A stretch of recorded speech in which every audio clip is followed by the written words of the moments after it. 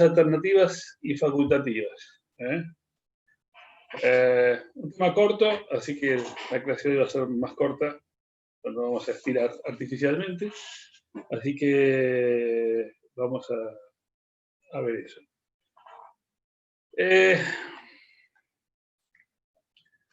Las obligaciones alternativas ya no tienen demasiado uso actualmente, aunque podrían tener un uso más, más frecuente porque tienen cierta importancia y podrían ser sumamente útiles en la economía actual.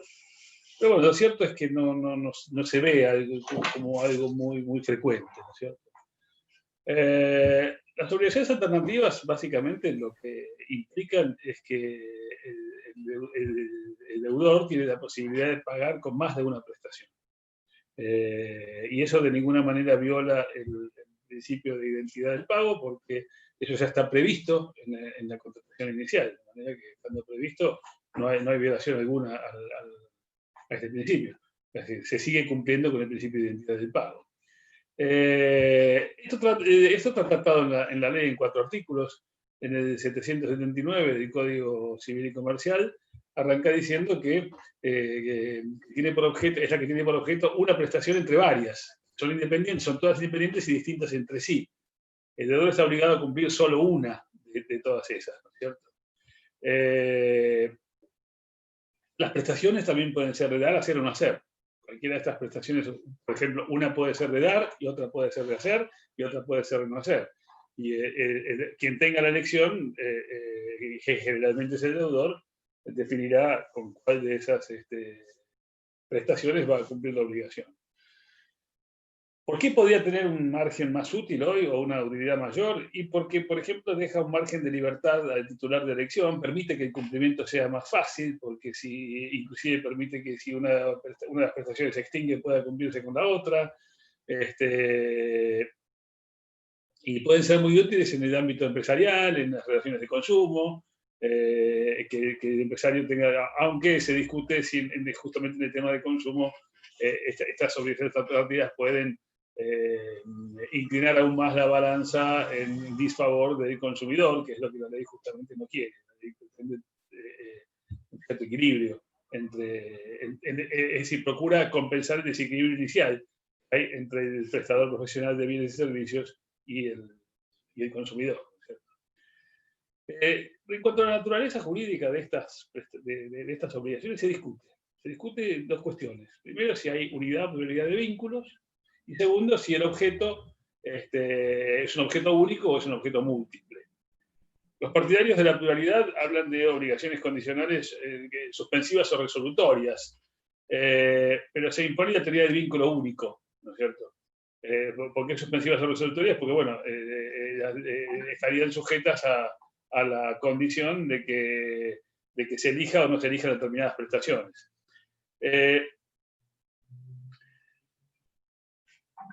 No habría en este caso ninguna condición. O sea, no habría condición porque en realidad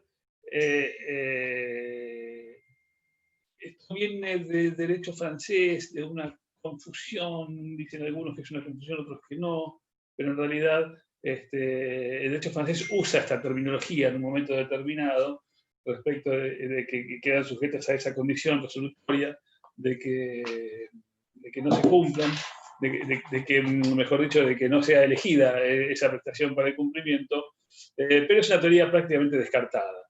Y otros creen que, respecto del objeto debido, algunos creen que es una obligación de objeto único con pluralidad de vínculos, o mejor dicho, con pluralidad de contenidos iniciales. Es decir, habría una sola prestación que es la que resulta elegida. Para otros hay varias prestaciones que se extinguen justamente por esta condición resolutoria. Pero vuelvo a repetir, esta teoría de las condiciones en las soluciones alternativas está descartada por la mayoría de la doctrina.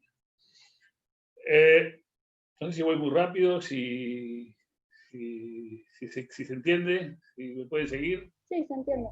Bueno, caracteres. ¿Cuáles son los caracteres de las obligaciones alternativas? Como dijimos, es una sola obligación. O sea, la mayoría entiende que es una sola obligación, que no son varias, es una sola.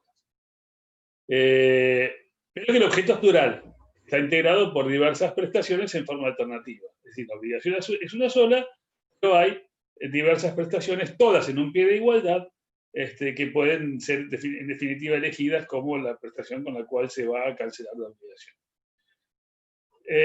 Y por supuesto el cumplimiento se alcanza a través de una sola de ellas y se descartan todas las demás. Las prestaciones entre sí tienen que ser diferentes. No es una obligación alternativa entregar 1 o 2 caballos. Obviamente el deudor elegiría 1. Si puede elegir para qué va a pagar 2. Es decir, serían 2 caballos o 2 perros, o 1 caballo y 2 perros. Pero no podría ser 1 o 2, o te entrego 100 o 150. En ese sentido, esa no podría ser una obligación alternativa. Pero sí las diferencias pueden darse en el lugar o el tiempo de pago, por ejemplo. Puede ser que la obligación alternativa sea, bueno, te pago 100 todos juntos ahora o te pago 150 en cuotas. Esta sí puede ser una obligación alternativa. Yo tengo la opción de elegir si pago en una sola cuota o pago en varias. Y ahí sí hay una diferencia en la prestación porque es una diferencia puede ser muy importante para una persona decir la decisión de si le conviene pagar en cuotas o no le conviene pagar en cuotas o pagar todo junto. Y producida la elección se opera un fenómeno que se llamaba, que algunos llaman de concentración, otras critican esta palabra y dicen que en realidad no es concentración sino concreción, pero en definitiva, sea cual sea la palabra que se use, lo cierto es que la prestación se considera única desde el origen y las demás quedan descartadas. Después vamos a ver el tema de la elección, si se puede hacer, en qué momento, si se puede, si no se puede, y cuáles son los criterios imperantes en ese sentido. Ahora vamos a seguir con el programa que dice comparación con otras obligaciones. ¿Por qué se puede comparar las obligaciones alternativas? Y se pueden comparar con las de género, se pueden comparar con las condicionales y se pueden comparar con las de género limitado y con las facultativas. Las de género tienen en común la indeterminación, nada más. Recuerdan que las de género vimos el otro día, que era una obligación de género, puede ser entregar un caballo. Pero entregar un caballo no es una obligación alternativa. ¿Por qué? Porque primero no es elegir entre una u otra prestación. En ese caso, la obligación de entregar un caballo es una obligación de género. El género no perece, ahí no vale aplicar, no vale, ¿cómo se llama? No vale agregar el caso fortuito, porque si el género no perece, uno puede decir que no pudo cumplir por caso fortuito. Cosa que no ocurre en las obligaciones alternativas, donde las prestaciones están determinadas desde el inicio. O sea, si bien no se sabe con cuál se va a cumplir, pero sí están determinadas. En cambio, en las obligaciones de género, la prestación está absolutamente indeterminada. Y además rigen otros principios. Por ejemplo, en las obligaciones de género rige el principio de calidad media, que vimos el otro día. Que uno no puede elegir ni el mejor ni el peor dentro de los estándares que más o menos tenés dentro de la obligación. Bueno, tenés que elegir, sea quien sea que tenga la elección, tiene que elegir en calidad de acuerdo al principio de calidad media, cosa que no ocurre en las alternativas. Yo elijo lo que quiero. Yo tengo la posibilidad de pagar pesos, un caballo o un auto, elijo si pago en pesos, si pago con el caballo, si pago en el auto. Y si una prestación es más valiosa que la otra, si yo tengo la posibilidad de elección, esa elección es mía, no puede ser cuestionada. Es decir, no hay una cuestión allí de que tengo que elegir calidad media, no perjudicar al deudor, o perjudicar al acreedor, etc. El que elige lo que le conviene. Y eso está en la obligación alternativa, eso es así. Con las condicionales, ustedes saben que la obligación condicional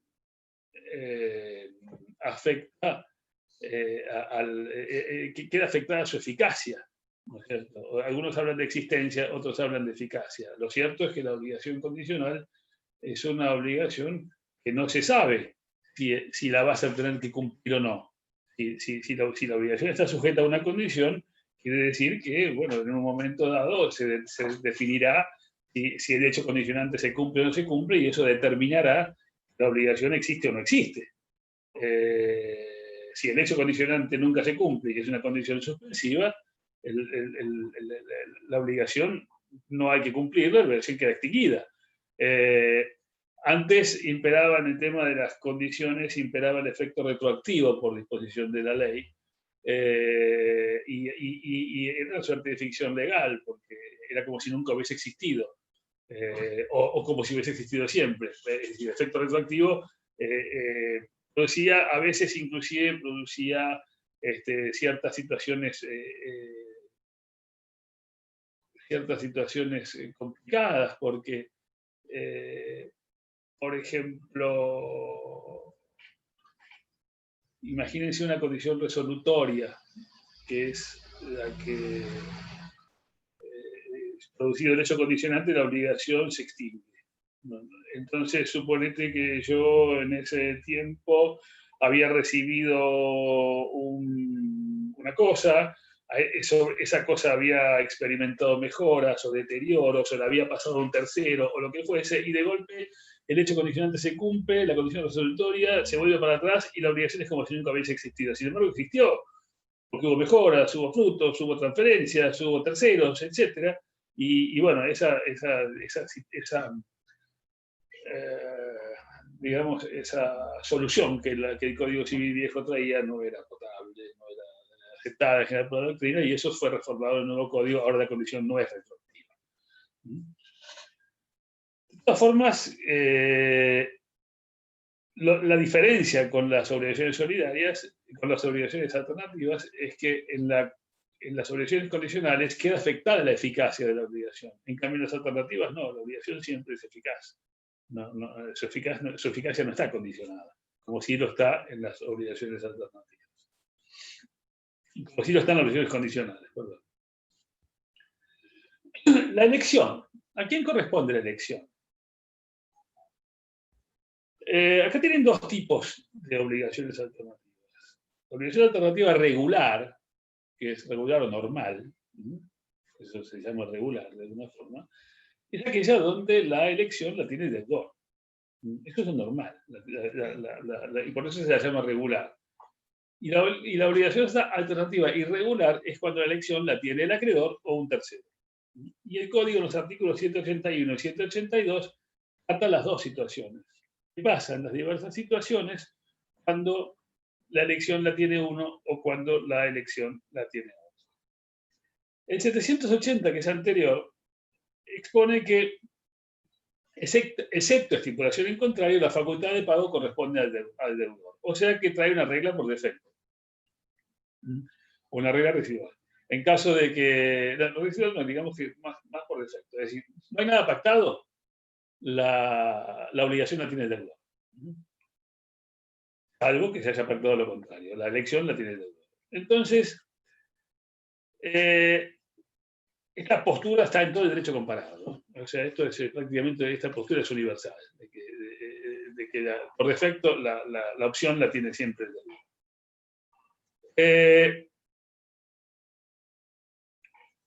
Y hay que tener cuidado con esta elección en el tema del derecho de consumo, como les dije antes. Cuando el deudor es la empresa, la obligación alternativa con elección a favor del deudor puede traer aparejados abusos o situaciones de aumentar la diferencia entre la empresa y el consumidor, y justamente lo que trata la ley es equiparar un poco una situación tan desigual. O sea que en el marco del derecho de consumo esto podría ser, habría que ver las circunstancias concretas del caso, pero podría ser cuestionable.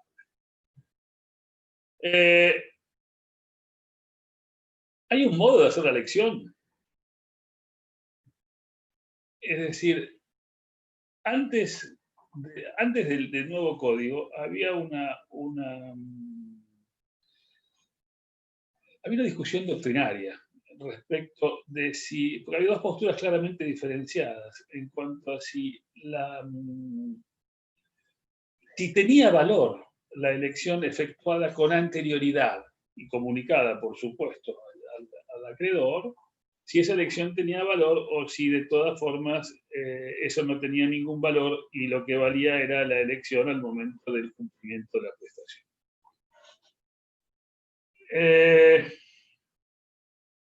El código cerró la discusión, el código nuevo la cerró. Otra vez, en 2 líneas, terminó una discusión. ¿Qué dijo? La elección es válida. Si la elección comunicada al deudor, al acreedor o a la otra parte, antes de tiempo, antes del momento del cumplimiento, es perfectamente válida. ¿Qué ventaja tiene este sistema? Y tiene la ventaja que el deudor no tiene que conservar todas las prestaciones o todas las posibles prestaciones y si supone que fuesen cosas y las tuviese que mantener en un buen estado o lo que fuese, o no pudiese disponer de esas cosas porque están prometidas en una obligación. Entonces, haciendo la elección, esa elección es válida antes del término y ya puede disponer libremente del resto de sus cosas porque la elección operó el fenómeno de concentración y ya quedó hecha. Esa elección puede ser hecha de forma tácita. En tal caso va a resultar de actos que permitan al acreedor conocer con certidumbre la voluntad del obligado. Por ejemplo, cuando ejecuta alguna de las prestaciones de manera parcial, con conocimiento del acreedor. En ese caso hay una manifestación tácita de voluntad, tal como lo expresa el artículo 264 del Código, que habla de qué significa la manifestación tácita de la voluntad, o mejor dicho, de dónde resulta la manifestación tácita de la voluntad, y dice de aquellos actos por los cuales se puede conocer con certidumbre la voluntad de la persona, pero que carece de eficacia cuando la ley exige una manifestación expresa. O sea, si la ley pide una manifestación expresa, esa manifestación tácita no tendría validez. Pero si la ley no lo exige, que por defecto no lo exige, entonces digamos, esa elección tácita es válida. La elección a cargo del acreedor también puede ser expresa o tácita. El acreedor también puede realizar actos que de alguna manera sean una manifestación de su voluntad. El tema es si la elección corresponde a varias personas.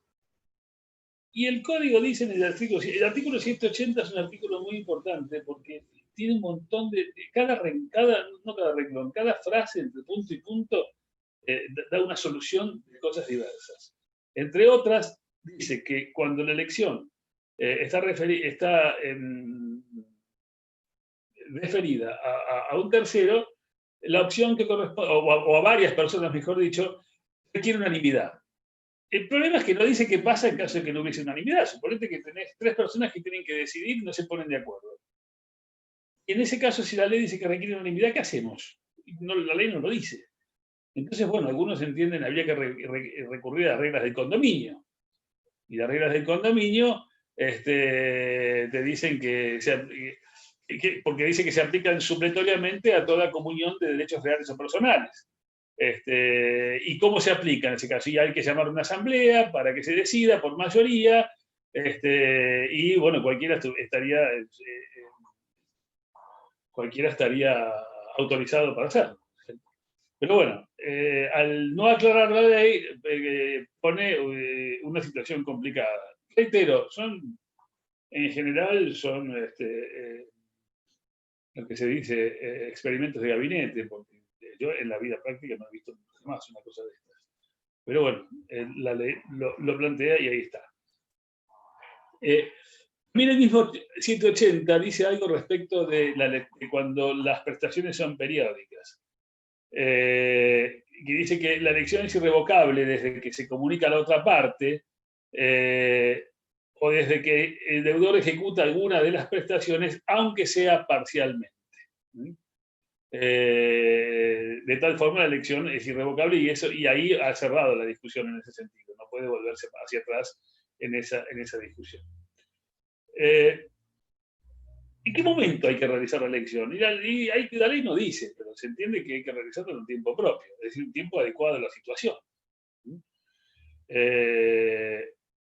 Si la obligación es de exigibilidad inmediata, ¿el tiempo propio cuál es? Y el momento en que nace la obligación.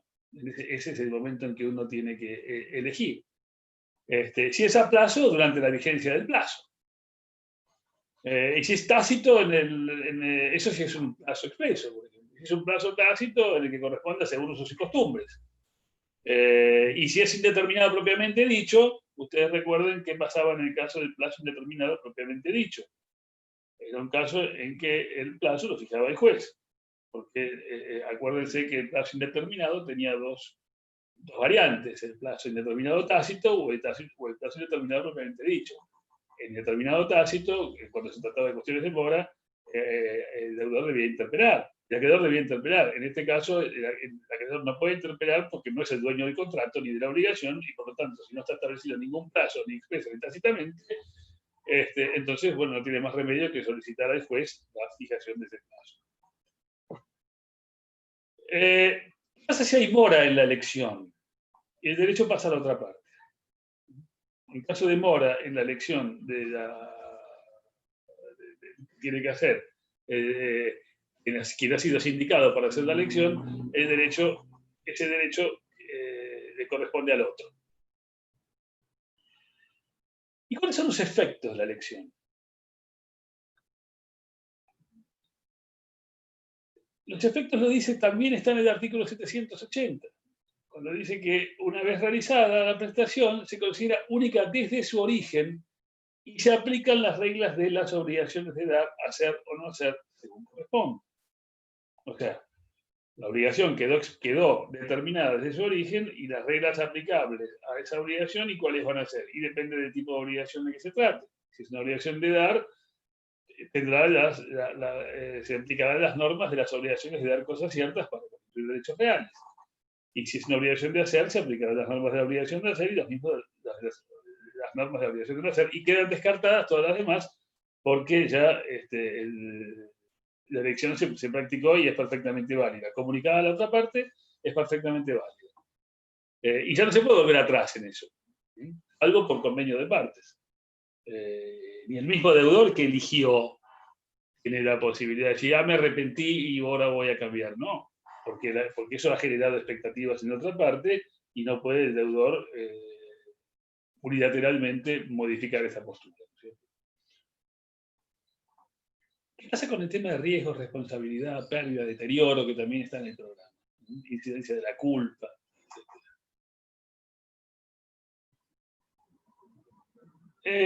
Bueno, acá hay varias situaciones, ¿no es cierto? Cuando la prestación se hace imposible. ¿Y qué puede ser imposible la prestación? Y porque fue puesta fuera del comercio, porque desapareció, porque salió del patrimonio del deudor, o es una obligación de hacer infungible y el deudor se muere, por ejemplo. Recuerden que las obligaciones de hacer infungibles no pueden ser cumplidas por otro. En ese caso, bueno, son los casos por los cuales la prestación se hace imposible.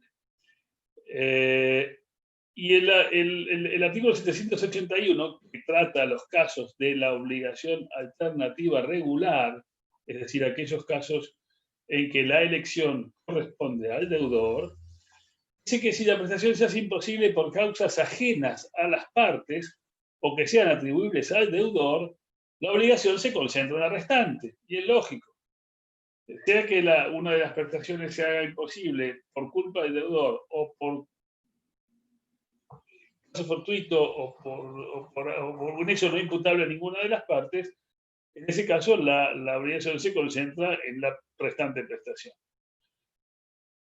Ahora, si esa imposibilidad es atribuida al acreedor, si ha sido el acreedor el que ha realizado algún acto que produce que una de las prestaciones sea imposible de cumplir, acá el deudor tiene una opción. ¿Esa opción cuál es? Y da por cumplida la prestación con esa que se perdió por culpa del acreedor, o paga con otra y reclama los daños por la mayor onerosidad que haya tenido por tener que cumplir con otra prestación. Por ejemplo, por culpa del deudor, el acreedor se perdió una de las dos prestaciones. Y para el deudor le hubiese salido más barato cumplir con esa que se perdió. Pero sin embargo decide cumplir con la otra. Puede hacerlo reclamando la diferencia de lo que le hubiese costado cumplir con la anterior. Cumplir con la que se perdió. Eso es lógico si la pérdida es por una causa atribuible al acreedor. Si todas se hacen imposibles, y esa imposibilidad es sucesiva, la obligación, dice la ley, se concentra en la última. Ya está hablando del caso de que todas se hacen imposibles por causas ajenas a las partes. Ahora, si alguna de ellas se hizo imposible por causas atribuibles al acreedor, en ese caso el deudor decide con cuál queda liberado. Y en ese caso siempre va a tener la posibilidad de cobrar la diferencia. Si todas se hacen imposibles por causas atribuibles al deudor, se libera entregando el valor de cualquiera. Y si fuese por causa del acreedor, puede elegir con cuál paga y reclamar los daños por la mayor onerosidad que haya tenido por tener que cumplir con otra que no se ha perdido y sin embargo una de ellas se ha perdido por culpa del acreedor. Como ven, parece engorroso, pero no lo es tanto, porque si uno aplica más o menos las reglas de la, ¿cómo se llama? De la atribuibilidad o no de un hecho, de la culpa, etcétera, si uno aplica esas reglas y las reglas o del caso fortuito o de la extinción de la obligación, si se aplica las reglas que surgen de la imposibilidad de pago, de las reglas básicas generales que surgen de las demás ramas, no ramas no, pero los demás capítulos que integran esta materia, la solución sale sola. Muchas veces la solución que la misma ley trae es la conclusión razonable y normal de la aplicación de los principios y normas generales. Esto se da mucho en esta materia, muchísimo en esta materia, mucho más que en otras. Aquí impera en general la lógica. En otras a veces es la decisión del legislador. Aquí en general la decisión del legislador difícilmente puede ir contra la lógica, ¿cierto? Contra situaciones lógicas. Luego tenemos la obligación alternativa irregular. Acá se aplica el 782. Dice que si la elección corresponde al acreedor y la alternativa es entre dos prestaciones, corresponde. Si una de las prestaciones es imposible por causas ajenas a las partes o atribuible al acreedor, el mismo que tiene la elección, la obligación se concentra en la restante. Si la imposibilidad es a causa del deudor, el acreedor puede reclamar la otra o el valor de la que es imposible. Que era el acreedor el que tenía la elección y la obligación se hizo imposible por una causa atribuible al deudor, pues entonces el acreedor puede decir, bueno, reclamo la que queda o el valor de la que se perdió. Si todas son imposibles y esa imposibilidad es sucesiva, la obligación se va concentrando en la que es posible. A medida que se van haciendo imposibles, algunas, la obligación se va concentrando en las que aún mantienen la posibilidad de cumplimiento. Excepto que la imposibilidad de la primera sea por causa del deudor, porque eso ya fija una norma diferente. Si la primera de las prestaciones se hace imposible por causa del deudor, el acreedor puede reclamar el valor de cualquiera de las prestaciones. No necesita ir esperando al valor de la última o a las que quieran. Él puede reclamar el valor de la que quiera. Y si todas son imposibles por causas ajenas, se extingue la obligación. Como surge del artículo 955, cuando hay imposibilidad de pago, que en caso de imposibilidad de pago sin causas atribuibles a ninguna de las partes, la obligación se extingue sin responsabilidad para ninguna de ellas. En cambio, si la obligación se extingue por culpa del deudor, recuerden que la ley dice que la obligación muta su objeto y el deudor queda obligado a pagar los daños y perjuicios. ¿Hasta acá alguna duda, algún tema, algo que quieran comentar? Si no, seguimos. Yo sí tengo una pregunta. A ver. No entiendo el inciso B de ninguno de los dos, del 781 y del 782. Si dice que todas las prestaciones resultan simultáneas, resultan imposibles sucesivamente. ¿Cómo puede concentrarse en la última si después también esta va a ser imposible? No, se van concentrando en la última. O sea, y si al momento es imposible la primera, tenés 4 prestaciones, es imposible una, bueno, quedan otras 3. Sí. Es imposible otra, quedan dos. Sí, Es pero si al imposible. momento de cumplimiento todas son imposibles. No, si al momento de cumplimiento todas son imposibles y sin culpa del deudor, Mm, se extingue la obligación para las dos partes.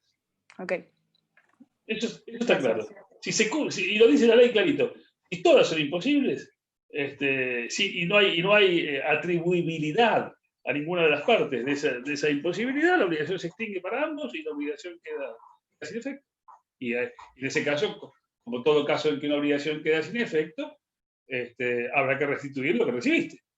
Si vos recibiste algo a cuenta y la obligación quedó sin efecto por imposibilidad de pago, bueno, nadie debe nada, pero sí hay que restituir lo recibido. Eso no es reparación, ni indemnización de daños, ni nada. Simplemente ahí opera el derecho de las restituciones, no de la reparación. ¿Sí? Pasa en los casos de aumentos y mejoras.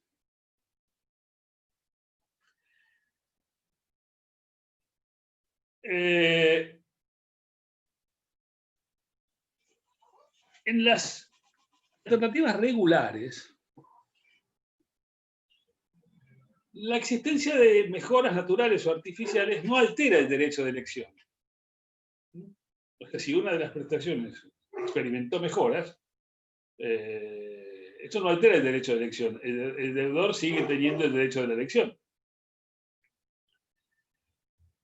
Pero podrá reclamar su valor o no, de acuerdo a las normas que rigen el derecho de mejoras en las obligaciones, que rige el régimen de mejoras en las obligaciones de dar cosas ciertas para constituir derechos reales. Ustedes recordarán cómo fuera el régimen de las mejoras en estos casos. Las mejoras suntuarias y las mejoras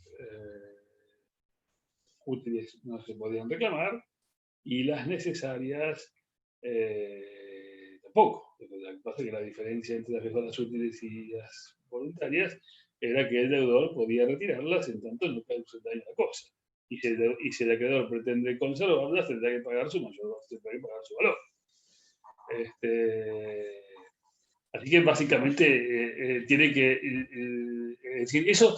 Lo importante en esta clase de obligaciones es que si se produce una mejora en alguna de las prestaciones, eso no varía el derecho de elección.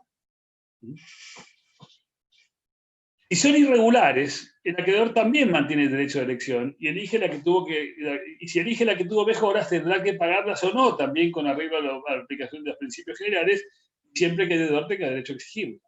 O sea que opera el mismo régimen y tampoco altera la elección en caso de que el derecho de elección en caso de que la elección la tenga el acreedor.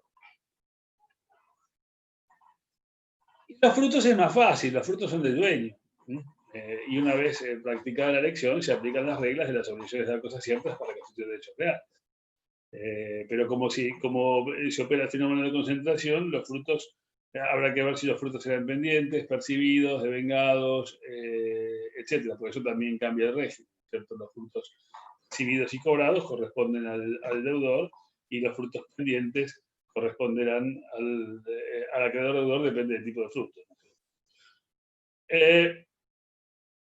O sea que básicamente eso es todo el tema de obligaciones alternativas. Creo que más, no digo que el tema está agotado, pero o sea, mucho más que esto, lo que puede haber son variaciones sobre el mismo tema, dependen de circunstancias, de las circunstancias, digamos, concretas en un caso concreto. Pero en definitiva son variaciones sobre lo mismo. Si hay alguna pregunta o alguna cosa o algo que quieran profundizar en esto, y si no pasamos a ver obligaciones facultativas, que es más fácil todavía.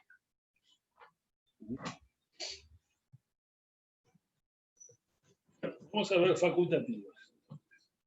Nos vamos a ir temprano.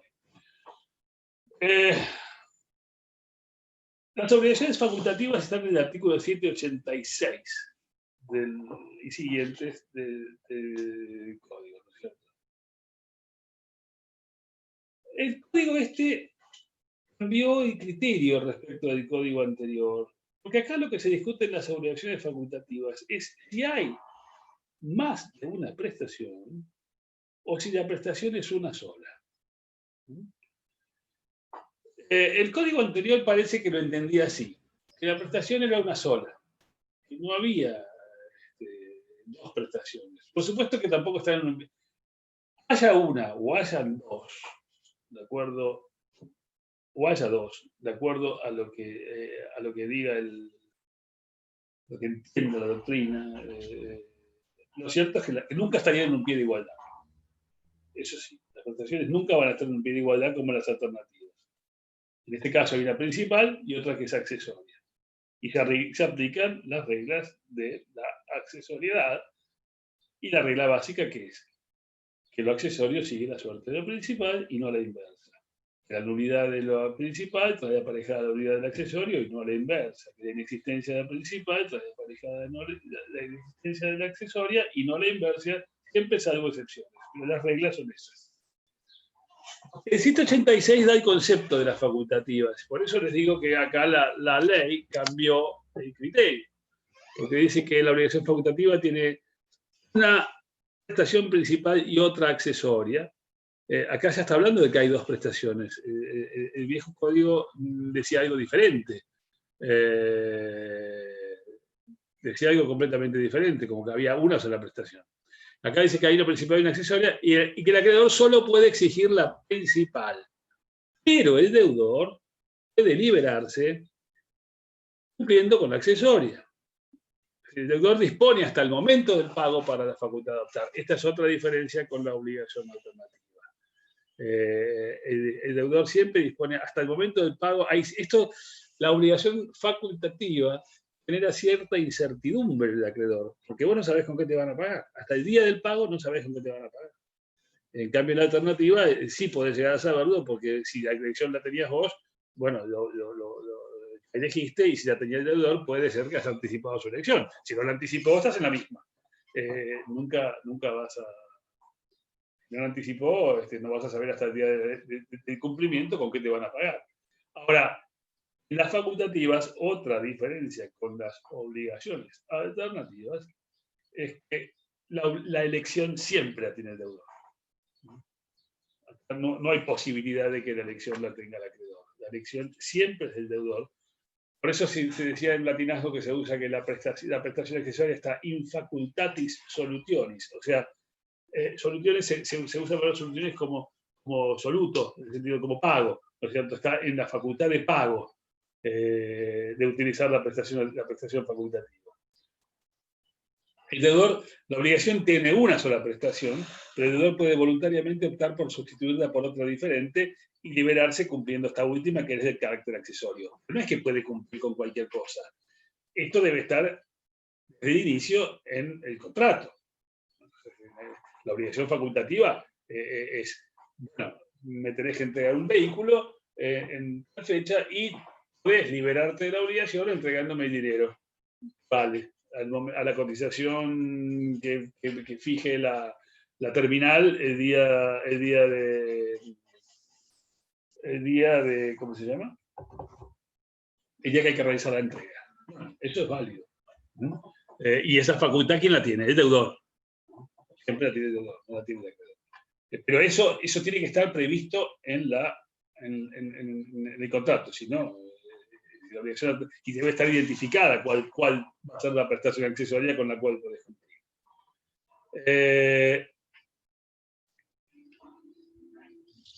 Como dije, el acreedor está en una situación incierta, esto lo decía Jean Vías, hasta el momento del pago, porque no sabe si el deudor va a utilizar ese derecho de pagar con una prestación accesoria. En cuanto a la fuente, ¿dónde surgen las soluciones facultativas? Y hay dos fuentes. Por supuesto que una es la voluntad, como ya hemos estado viendo, el contrato, o la voluntad, en este caso como sinónimo de voluntad, y la otra es la ley. ¿Cuáles son las soluciones facultativas que establece la ley? Una de esas es la del artículo 765, no sé si le suena. ¿De dónde le suena ese artículo? De dar dinero. Bueno, ¿y cuál es la obligación facultativa?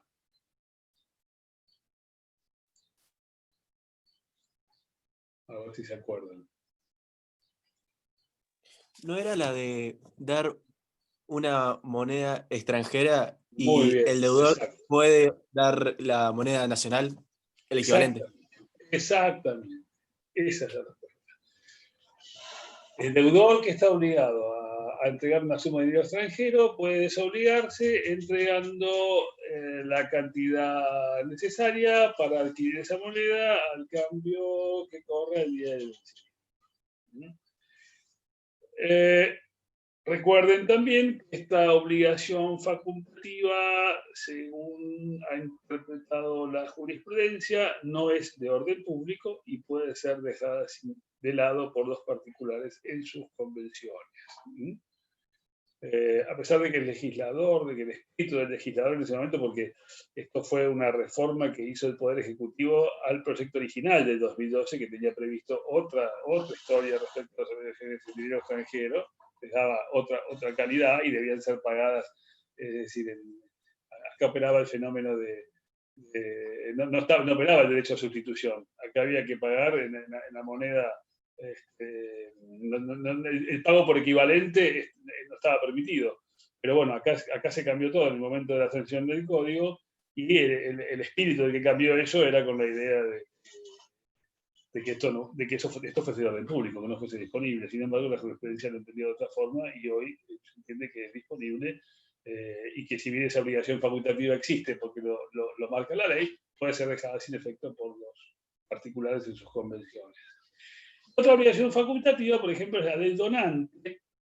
Ustedes saben que el donante tiene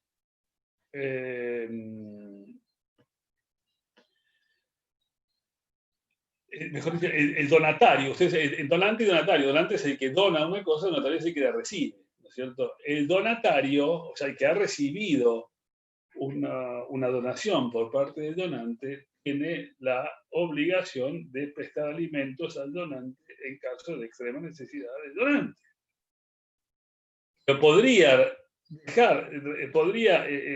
digamos, dejar sin efecto esa obligación devolviendo lo que recibió. O sea, tendría la facultad de liberarse de los alimentos devolviendo lo que recibió. Por lo tanto, habría una obligación facultativa que es tiene una obligación principal, que es la de pagar alimentos, pero puede liberarse de esa obligación de pagar alimentos devolviendo lo que recibió en donación.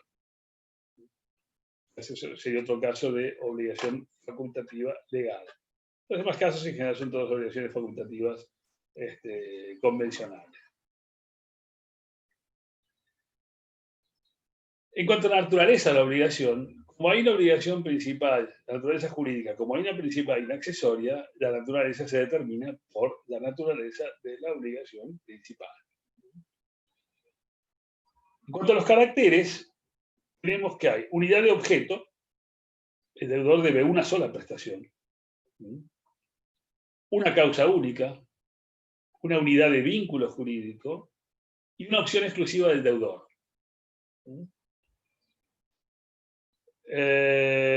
Una opción exclusiva del deudor, que es la de entregar con cualquiera, cumplir la prestación entregando algo diferente que ya está previsto inicialmente en el contrato.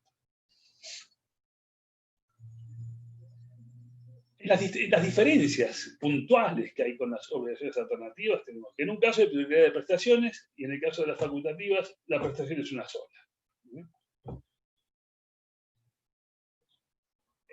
En el caso de las alternativas hay paridad de las prestaciones y en caso de las facultativas hay disparidad. O sea, hay una que no están en un pie de igualdad. Ahí viene la paridad o disparidad. La naturaleza se determina en las alternativas de acuerdo a la prestación elegida, pero en las facultativas siempre por la prestación principal. En la prestación, en las obligaciones alternativas, la elección puede recaer sobre cualquiera. La nulidad de una prestación no afecta a la otra, cosa que sí ocurre en las obligaciones facultativas.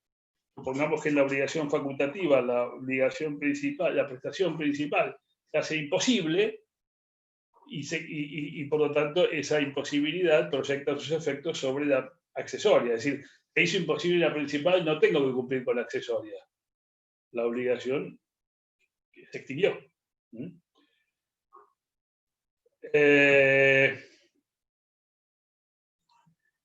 En las alternativas, el acreedor puede, si tiene la elección, puede exigir o reclamar el pago con cualquiera de ellas. Inclusive aunque no tenga la elección, puede reclamar el pago con cualquiera de ellas. Entonces, en pie de igualdad, el deudor tiene la posibilidad de elegir, porque puede reclamar el pago. En cambio, en la prestación principal, en las facultativas, el acreedor solamente puede reclamar la prestación principal, no puede reclamar la facultativa. Solamente la facultativa la tiene la facultad la tiene el deudor. Y las alternativas solamente se extinguen cuando se pierden todas las prestaciones, la facultativa solamente se extingue cuando se pierde una sola de ellas. Habría una cierta similitud con la cláusula penal, aunque tampoco es una similitud aparente, no es una similitud real. ¿Qué pasa en la cláusula penal? Para empezar, el deudor no está facultado a pagar con la cláusula penal. No puede decir, bueno, no cumplo con la principal y cumplo la pena. En realidad no puede. ¿Qué razón no puede? Y supongamos que el deudor tiene que entregar un vehículo determinado de colección y tiene una cláusula penal de que en caso de que no lo entregue tiene una multa o tiene lo que se les ocurra, lo que la imaginación de ustedes dé. Otra cosa. Ese tipo dice, no, este auto tiene mucho valor, está tomando cada día más valor, a mí no me conviene entregar el auto, yo le cumplo prefiero pagarle la pena. No podés. ¿Y por qué? Porque el acreedor te puede reclamar el cumplimiento innatural o innatural de la prestación y te puede ejecutar la obligación y obligarte a que le entregues el auto. Si no, pero tengo una cláusula penal con incumplimiento. Sí, bueno, pero la cláusula penal es el acreedor el que puede ejecutar la cláusula. No es que el deudor pueda cumplir con la cláusula y liberarse de la obligación. O sea, acá tenemos una diferencia radical con la obligación alternativa, ¿no es cierto? La pregunta es Yamila, ¿sería por qué se frustra el interés del acreedor? ¿Dónde se frustra el interés del acreedor? Claro, el interés del acreedor era el auto de colección, no la plata o la cláusula penal. No es que se frustra el interés del acreedor. Yo lo llamaría frustración del interés. El acreedor mantiene su interés y quiere el cumplimiento de la prestación natural. Y si el tipo quiere el cumplimiento de la prestación natural, bueno, lo puedes obligar a que reciba la cláusula penal. A vos no te conviene. Sería también respetar el contrato, ¿no, profe? Sí, por supuesto. Es que los contratos se hacen para ser respetados. Se hacen para ser cumplidos. Y la cláusula penal, ¿qué es la cláusula penal? Es un sucedáneo, como decía Lafayette, es un sucedáneo convencional de los daños y perjuicios. Es decir, la cláusula penal lo que hace es que si el acreedor reclama los daños y perjuicios por incumplimiento, ahí es donde tiene la limitación. Porque los daños ya están estipulados previamente por las partes. Las partes ya quedaron, al firmar la cláusula penal, en caso de incumplimiento total de la obligación, por ejemplo, bueno, se fijó el monto. El acreedor no puede ir más allá de ese monto, pero el acreedor nunca pierde el derecho de reclamar la prestación principal, salvo que la prestación principal se extinga o haya sido puesta fuera de comercio. No, ese derecho no lo pierde, que el deudor entre en mora. Si no, joda, vos no cumplís la obligación y ya está, listo. Con eso, entonces, haces operativa la cláusula penal. No, para quien es operativa es para el acreedor, no para el deudor. El deudor sigue obligado por la prestación principal. Bueno, esa es una diferencia enorme con la obligación facultativa, en la que sí el deudor tendría la posibilidad de pagar con otra prestación y quedarse con el auto. Pero no es facultativa, es cláusula penal. En ese caso es muy distinto. ¿Y qué pasa en caso de dudas si la obligación es alternativa o facultativa? En este caso la ley la tiene por alternativa, dice el 758. Aunque en este caso se altera la regla del favor de vitoris. Porque si fuera una cuestión de favor de vitoris, si fuera ¿Se acuerdan lo que era el favor debitoris? Que la duda hay que estar a favor del deudor y que siempre hay que tratar de inclinar la balanza en favor del deudor porque el deudor es la parte, se supone, débil de la relación obligacional. Se supone porque no siempre es el deudor la parte débil. Y claro, me tiene que entregar un celular, digamos que la parte débil soy yo. Y yo soy el acreedor y soy mucho más débil que claro. O sea que ya eso de que el débil es el deudor, hoy está en entredicho, realmente, porque depende del tipo de prestación que sea. La regla hoy ya no sería a favor de debitores, sino a favor débiles. O en caso de consumidor, a favor del consumidor. Bueno, más allá de eso, todavía se tiene más o menos en la estimativa jurídica que el deudor, en principio, es la parte débil. Sin embargo, en este caso, la ley elige otro camino y elige porque en realidad está más a favor del cumplimiento de la prestación y que las prestaciones se cumplan y que las obligaciones se cumplan. O sea que la solución no está mal, entiendo que es una solución que es correcta. La opción siempre es del deudor. Esto recuérdenlo. El acreedor no tiene opción y la tiene hasta el momento del pago. Nada impide que pueda hacerlo antes. Pero bueno, la mora del deudor tampoco impide la facultad de sustitución. El deudor está, por ejemplo, vamos al caso del auto antiguo. En este caso fuese una obligación alternativa. Y el tipo está en mora de entregar el auto. ¿Puede cumplir con la prestación accesoria? Sí, puede. La mora no le hace perder el derecho de la elección. El derecho de elección se mantiene. Pagará los daños moratorios, pero no le hace perder el derecho de la elección. Los efectos de estas obligaciones están alcanzados por los principios de los artículos 856 y 857 que hablan de las obligaciones principales y accesorias. O sea, se rige el mismo régimen de riesgos, responsabilidad, pérdida, deterioro, etc. En este caso rige el mismo régimen. Ahora, en caso de imposibilidad de incumplimiento, si la imposibilidad es por causas no imputables al deudor, la obligación se extingue. Ahora, si es por causas imputables o el deudor está en mora, debe los daños y perjuicios, puede pagar con la accesoria.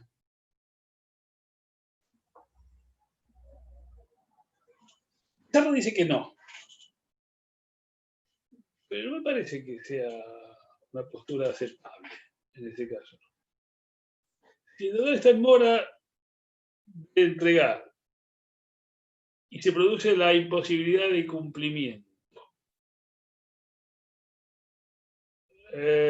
si la mora no le impide pagar con la accesoria, tampoco debería impedirle si la prestación principal se extinguió. Bueno, es una cuestión en un mismo metodológico quizás sí, porque lo accesorio sigue la suerte de lo principal y la pérdida de lo accesorio y la imposibilidad de pago del accesorio haría que también produciría la imposibilidad de pago con la prestación accesoria. Es una situación un poco extrema, solamente sería en honor al purismo conceptual de la ley, pero es poco práctico. Entiendo que el deudor debería poder conservar la posibilidad de pagar con la prestación accesoria. Y en cuanto a la incidencia de la culpa en la pérdida de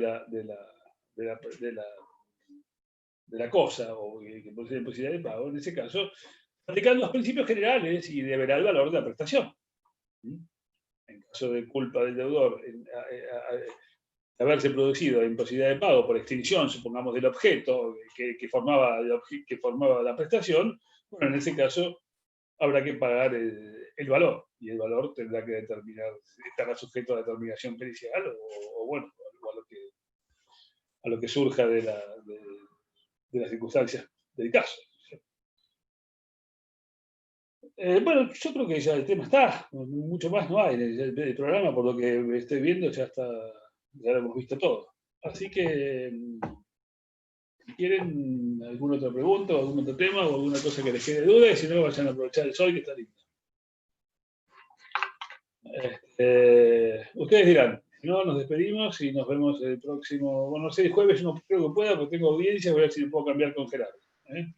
Y mañana les dará Gerardo, no me acuerdo qué tema, pero bueno, ustedes lo tienen ya en el cronograma.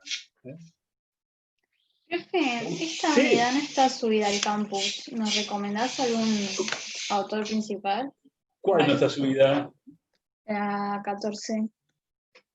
¿Alternativas y facultativas? Sí, no hay nada de esta unidad en el campus.